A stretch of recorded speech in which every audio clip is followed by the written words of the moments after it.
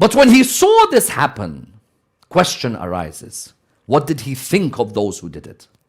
I said to you the sermon of Shaqshaqiyya, he blatantly says what he thinks of them. But there's an amazing hadith in Sahih Muslim. You have to look at this hadith. It's unbelievable. It's actually, it's crazy.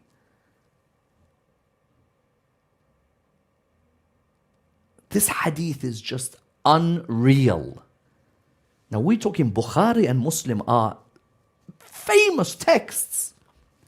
Sahih Muslim, Muslim bin Hajjaj al-Nisapuri, the famous Persian scholar, he wrote the book Sahih Muslim, compiled Sahih Muslim. In Sahih Muslim, I want everybody at home to look at this incident. Abbas, the uncle of the Prophet and Imam Ali, go with Imam Ali to Umar. Abbas is claiming inheritance from Imam Ali. Imam Ali is claiming inheritance for who? The Prophet's daughter. Where will you find this? Sahih Muslim, everybody at home, everyone around the Shia world, every non-Shia, whoever you are, I'm going to give you the exact reference for this.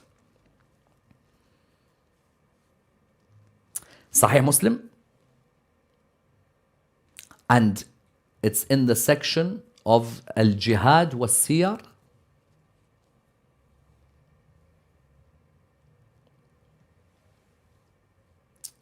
In the door, you know, sometimes there's these subsections. Bab Hukm al-Fay.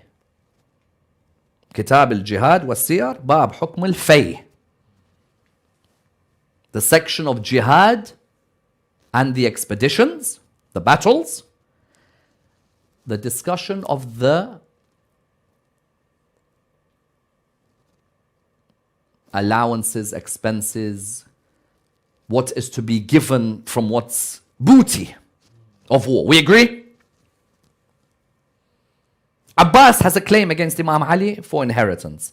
Imam Ali has a claim for Fatima al-Zahra. Umar ibn al-Khattab, they've both next to Umar, and Umar looks at Imam Ali alayhi salam, and he says, having Umar already said that Abu Bakr said the prophets don't leave behind inheritance. Umar said the Prophet don't, Abu Bakr says that the Prophet said that we don't leave behind inheritance.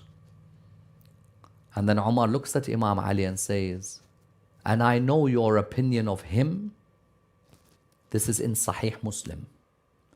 And I know that your opinion of him, meaning Abu Bakr, meaning the one who says prophets don't leave behind inheritance, Fadak doesn't belong to Fatima, is that you believe that he is a kadhib and kha'in, ghadir, athim. You believe he is a liar, he is a deceiver, cunning sinner.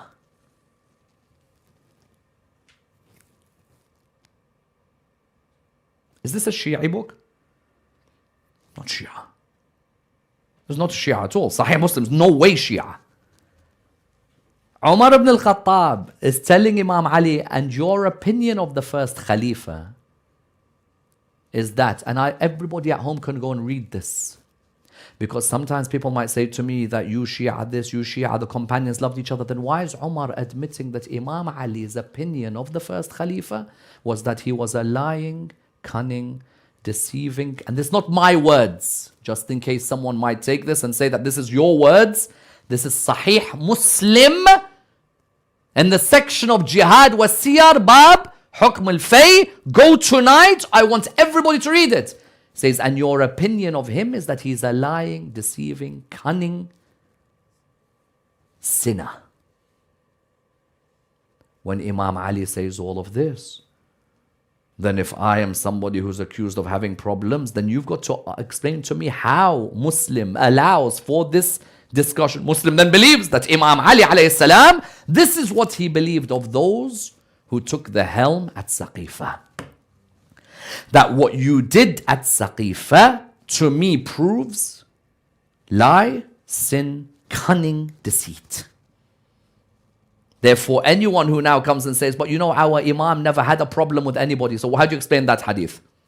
Not even in my books. If it was in my books, I say, okay, you're biased. In Sahih Muslim, Umar says to him, because of Abu Bakr's opinion on this, this is the way you view him. Athim, kadhib, kha'in, ghadir. Therefore, Imam Ali alayhi salam knew very well that what took place at Saqifa would have repercussions. What's the repercussions? Let's be real. Ghadir, Imam Ali, Saqifa, Abu Bakr. In reality, Saqifa won. Abu Bakr got in, Umar got in, Uthman got in. But ultimately, the results of Ghadir only bought Muhammad al-Baqir and Ja'far al-Sadiq, Ali ibn Musa, Ali al-Hadi. Saqifa one day bought me Yazid.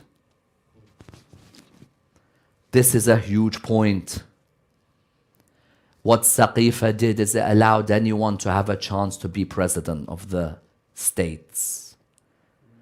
President of Medina, president of Mecca. All you needed to do was have the right backing, the right men, loyal, chance you could get in. And that's why what happened at Saqifa, the repercussions were what? Why can Muawiyah not appoint Yazid if Abu Bakr could appoint Umar? If Abu Bakr has the authority to appoint the person after him, why could Muawiyah not appoint Yazid? And that's why when Yazid came in, Yazid can easily turn around and say, after Muhammad died, all of you went to election. There wasn't many people present. Therefore, when my dad chose me, there weren't many present. Here I am. What's the difference between me and you? Why are you rightly guided and I'm not? What's the criteria to be a successor? Why don't I fit into that bill? And who sets the criteria for who's the successor? If it's Saqifa that sets the criteria, anyone has a chance. Abdul Malik has a chance. Harun al-Rashid had a chance. Mutawakkil al-Abbasi had a chance. Everybody had a chance to be a leader because of Saqifa. All you needed was the right best friend, the right companion, the right backers, and enough hate of Ali ibn Abi Talib. And that's what happened. Only 50 years after the Prophet died, Yazid sat in the chair of Rasulullah.